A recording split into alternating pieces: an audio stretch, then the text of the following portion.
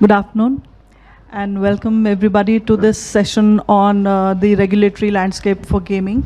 Let me introduce the panelists that we have here with us, starting with Jyotsna. Jyotsna Chaturvedi, she co-chairs the gaming task force of PhD Chamber of Commerce. She's a corporate lawyer, and her expertise is in joint ventures, mergers, M&As, and she is especially working with a lot of gaming companies. Next to Jyotsna is Mr. Kamlesh Vijay. He is the Group CEO of Sugal and Damani Group. The chairman of Sugal and Damani Group, Mr. Prasann Jain, he chairs the gaming task force of PhD Chamber of Commerce. He's present here with us today, so thank you, Mr. Jain, for your support. We have with us Mr. Ishan Joshi, Senior Fellow at Pehle India Foundation. It is a think tank which is working extensively on regulations and policy framework for the gaming industry. Ishan, I'm going to start since we have half an hour and we have three panelists who are covering the entire landscape. Basically, we have from the regulatory side presenting Ishan, from the legal side we have Jyotsna, and from industry we have Mr. Kamlesh Vijay. So I'll start with you, Ishant, and I would like to understand, please share with our audience. We saw in the previous session that gaming business is complicated. Something which looks like it will succeed, it fails often, and something which we expect to sort of be a winner, it doesn't work.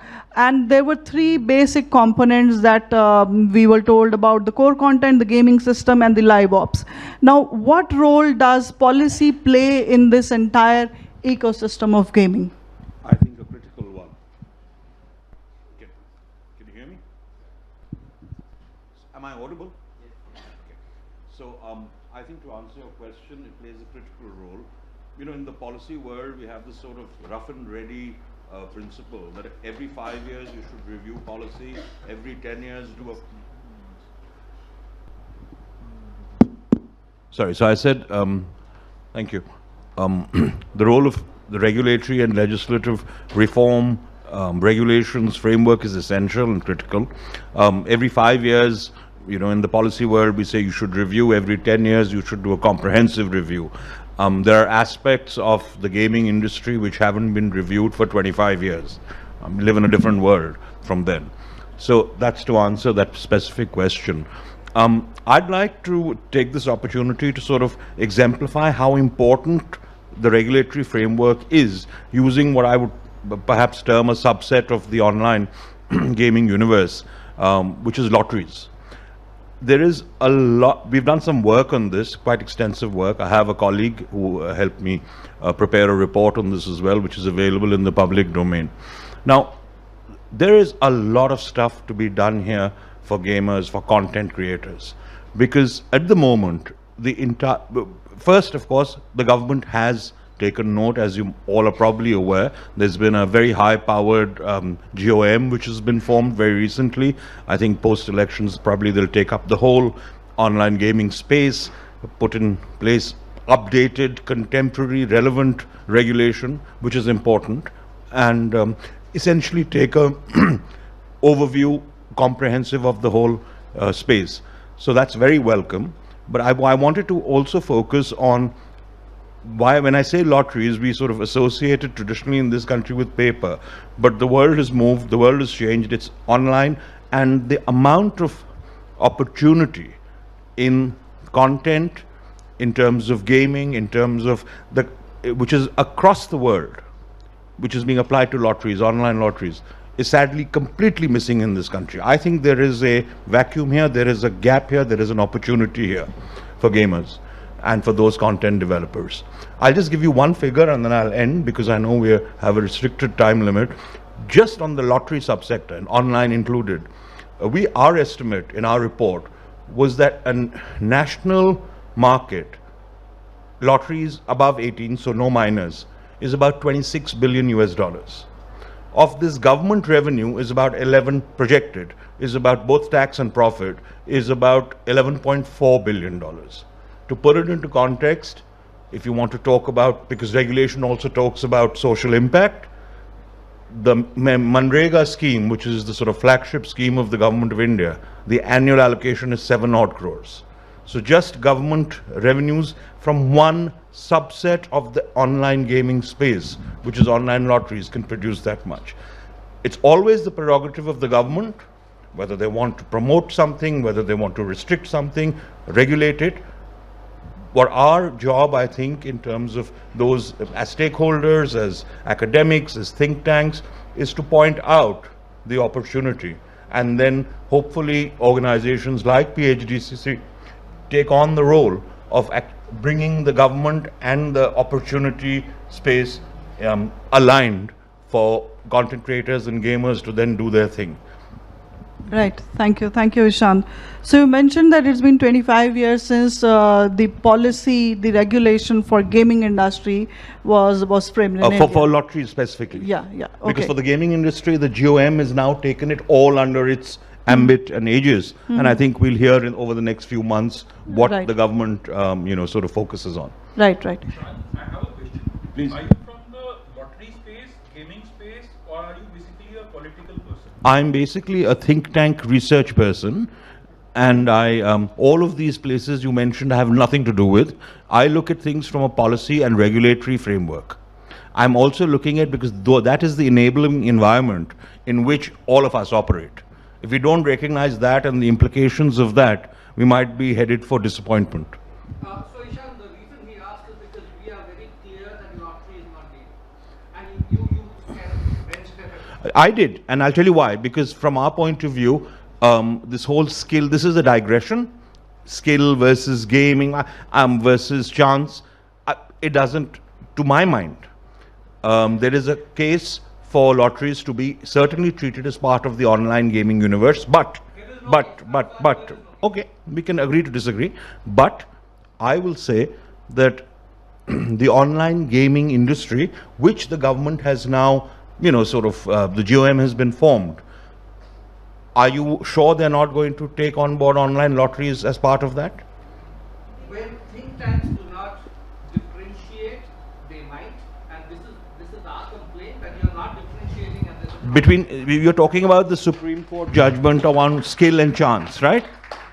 I'm saying that lotteries are not games. The bulk of us here. You guys are not. Do not associate ourselves with the lottery business, and the fact that you spoke primarily about the lottery business. That was what I was here for. Because that's where we've done our research.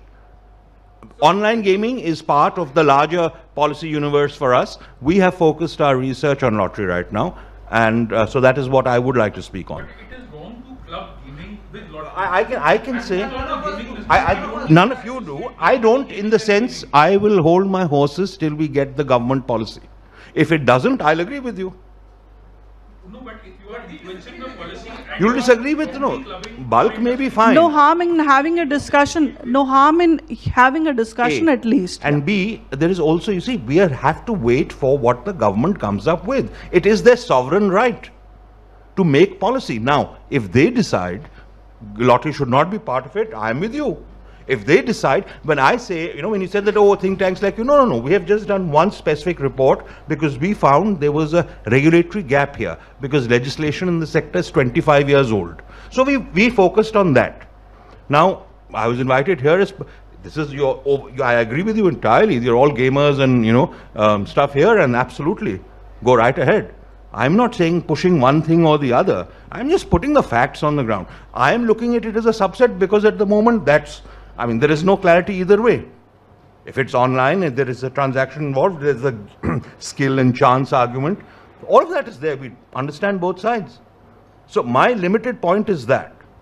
Yeah, we'll move to Jyotsna. Jyotsna, you represent the legal perspective in gaming, and there are certain amendments in the legislations, recent amendments, which have an impact on gaming as an industry. So would you like to talk about that? Sure, thank you, Shalini. And what I would like to first put on is what Ishan told us about that as the industry as a whole. So it is not about the online gaming or, putting together, but definitely I agree to your point. The gaming is different, lottery is different because it's all about the skill and chance and other things different.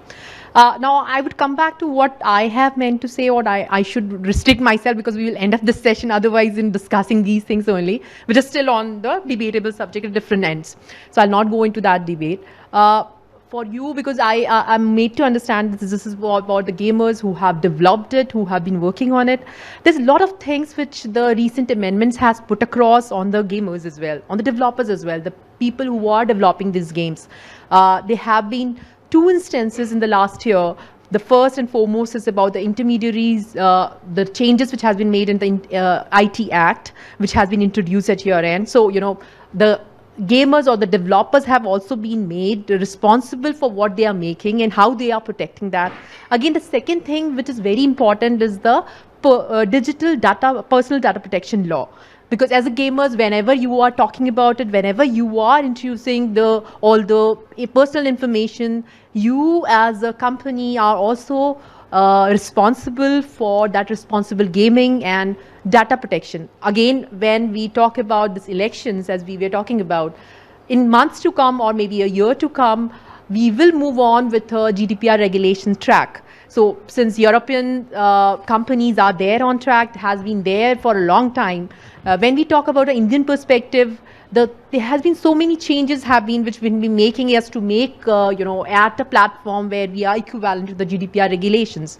We know as such currently also different European companies, not only the gaming companies and the other companies who are having subsidiaries in India, they also need to comply with the GDPR regulations. Now, coming back itself to your industry as such, whatever specific regulations with respect to the digital personal data protection, they are applicable on your company.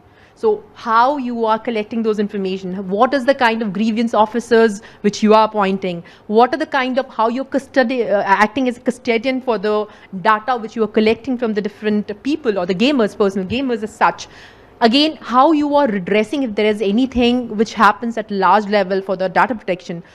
The law, because I come from the law side of it, I would say the government is thinking very strictly about it, about the data protection, though we have instances which have been very difficult where our, lot of Aadhaar details and other details have been leaked upon.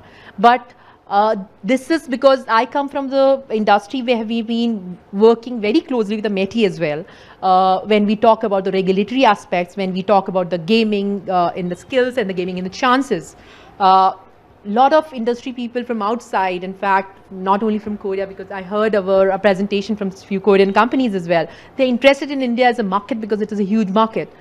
And that is the thing where the gaming industry as large is making difference to the government regulation. Legislators are very much interested to make laws into it. They have given us snippets to it in the last year, in 2023. They have come up with intermediary rules and regulations where you have to appoint the grievance officer, you have to take up how you are attending to the calls, how you are taking up things, but a lot to come, I would say. Ending this. Right, thank you. So, I'll just take 30 seconds to say a point of view. Because see, the thing is that real money gaming, the number of companies involved in it are maybe 0.1% of the entire industry, even 0.01%. And out of over here, the companies collecting user data also will also be like 0.1 or 0.01%, because if they are going through, say, Google Play Games or some other intermediary SDK, then it's the job of that SDK which is doing the engagement to protect or take care of the data. If I am producing a game or if I am doing outsourced software development for somebody, then I would not take or be even interested in the data. It is the intermediate advertisement SDK by a player like Google or by a player like an Indian ad network like InMobi, which is also, say, less than 0.001%. That is 1 in 1 lakh % of the employees in the industry are involved. And I'm just sharing it as a perspective, because just like you people are sharing knowledge with us, I'm just giving a perspective. I'm not trying to cut you. yeah, down. right, right. And No, thank you for are sharing the that. think tanks Yeah. and the people who will give these inputs to the government also. So if you just make a mental note that from if say 5 lakh people are involved in the gaming industry, just as an example, there may be 20 lakh also, then less than 5,000 people or even less than 500 people are people who are affected or of interest to this? Just a perspective I'm On sharing. data protection, you said. Because those are the fraction of the industry who are actually working to collect and work with people's personal data. I don't think that's what you said. I will just add to it. I understand where you are coming from. Obviously, when we talk about the intermediaries and when you talk about different regulations where you put in what is your liability, the law has been very clear. They have cast upon the responsibilities on the people who are collecting the data.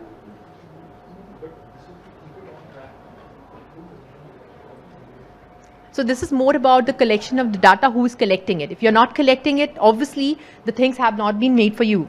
But definitely, I agree to your point. When you're not collecting it, but where are you making the difference? And again, where are you acting as an intermediary, where you are getting out of those exemption rules? That is important to understand. So if you are on that stage, if you're not using any personal information, this may not be applicable on you then.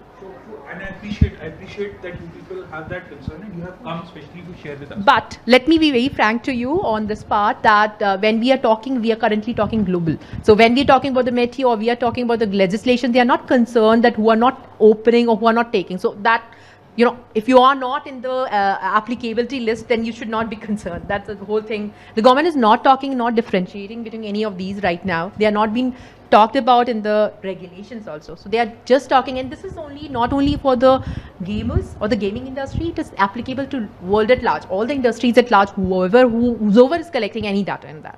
I really appreciate that. Thank you so much. We could just wait, and thank you, for Ishan the government to come out with their final, recommendations after the GOM, and we can probably have a more sort of meaningful exchange after that. Right now, it's just a sort of iteration or reiteration of positions. This is my position, this is my position, we agree, we don't agree.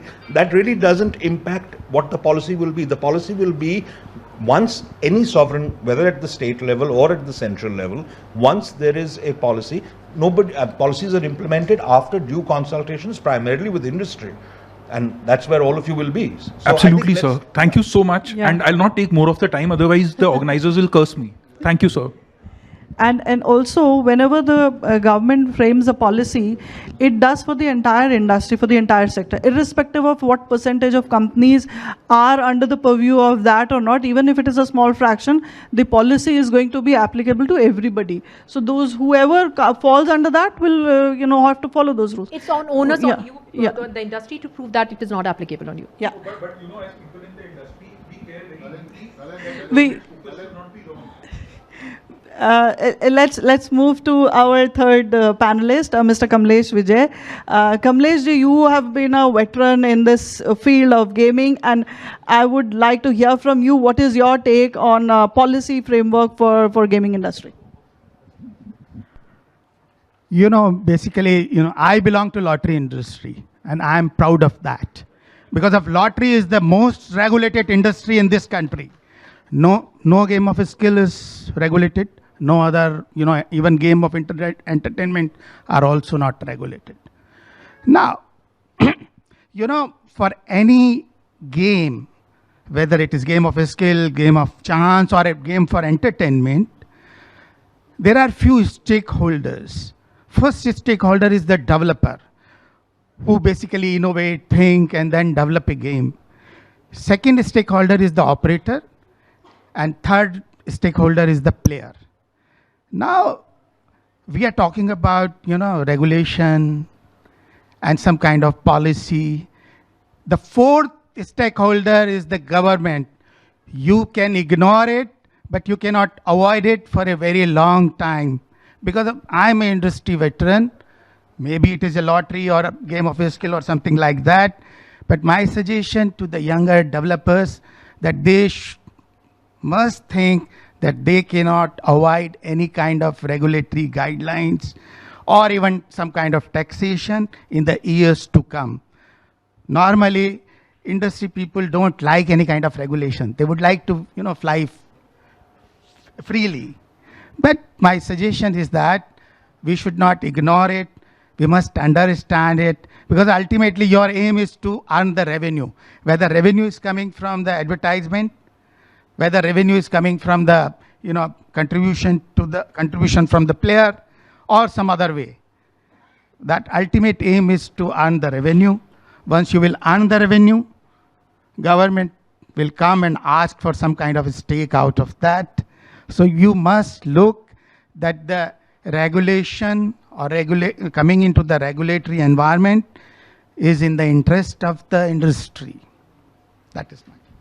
Any questions? Any questions on that? Thank you, Mr. Vijay. Is there any question? Anybody wants to ask anything on that? Yeah. Sir, I think, like, with due respect, sometimes the government ends up focusing on a very small microcosm of something while neglecting the very large segment of it, because the legacy laws were focused on that in the past.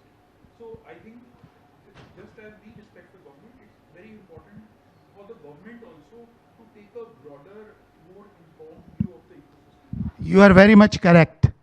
We would like government to understand that legacy laws are not going to work, because a lot of technological advancements are there. A lot of things has been changed. The manner in which we are exchanging even the money has been changed. So we would like that the government should understand that.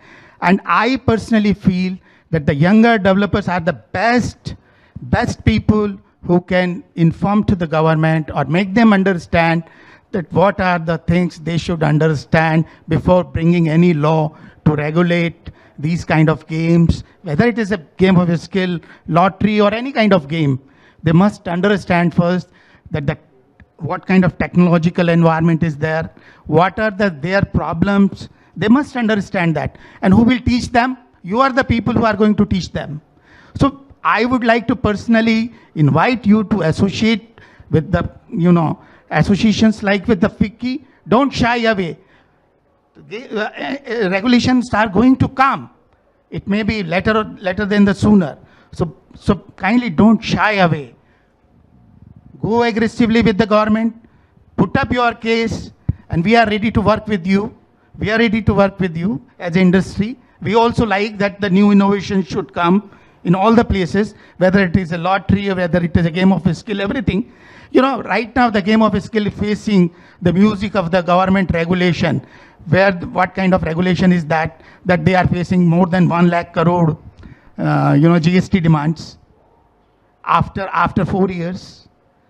So we should not shy away, and we should not invite those kind of environment ultimately, because somebody may go and put some kind of regulation which is not in your interest. So you should come forward and work with organizations like PhD Chamber of Commerce to put the government that they should put the correct policies. I would like to add on something to your question as well. So, your industry is in a very growing stage, I should say. In India, we are not that matured that we talk about the legislation policy which is existing. We don't have specific policies as well. Government is currently working on that. We talk about regulations being introduced and then taken away again also. So your concern is very right. Then we come on and then say that, okay, we are not part of it. Real money gamers are being, and why for real money gamers we should be made part and then we should not be. So this is more about it is in the evolving stage. And obviously the chambers like us, like PhD chambers, where we have formed this task force. This is for the reason that we involve such brainstorming sessions where we talk about these things, and when we talk about the representation from you, the industry people, that how the things are not falling into your place, or what the regulations been talking about. So if we are making that point to the government is also listening to us. Obviously, before they set up the rules or the legislations are being passed, they set up the draft rules as well. Still not there. So the things which we are talking currently about, the data protection and these things, they're applicable in general. Again, it is applicable on the gaming industry as well. So again, the intermediaries and other rules which has been there, that was also applicable. Where you're not falling in place, you don't have specific laws to it. So we welcome you all who's over, you want to make representation with the please write it back to us. We have Shalini along with here you can write representation, and we would be love to take this forward from there to the ministry as well and take it up at that end. Thank you. If I may add one line please. As a response, I think if I may make an unsolicited suggestion, I think conceptually there needs to be an acceptance in the gaming industry that sovereign right on policy making rests with a government in any democratic setup. where it should be conceptually. It's very easy to say, हाँ भाई सरकार करेगी. But conceptually, we must accept that. If that is the starting point, what is included, what is not included, that is for your industry to argue, not argue about. As an outside, hopefully neutral third party, what we look at is which sector. For example, in online gaming, there is work being done. Yes, it's a little ad hoc at the moment, but we have to appreciate the government has taken note. The laws are probably going to be, regulations will come out later this year. So the point being that, excuse me, whether you want to include games of skill, games of chance, doesn't matter to me either way. That's for you industry folks to decide amongst yourselves. But certainly, the space for content creation and gaming across all, including lottery, including other gaming, including sports, is phenomenal.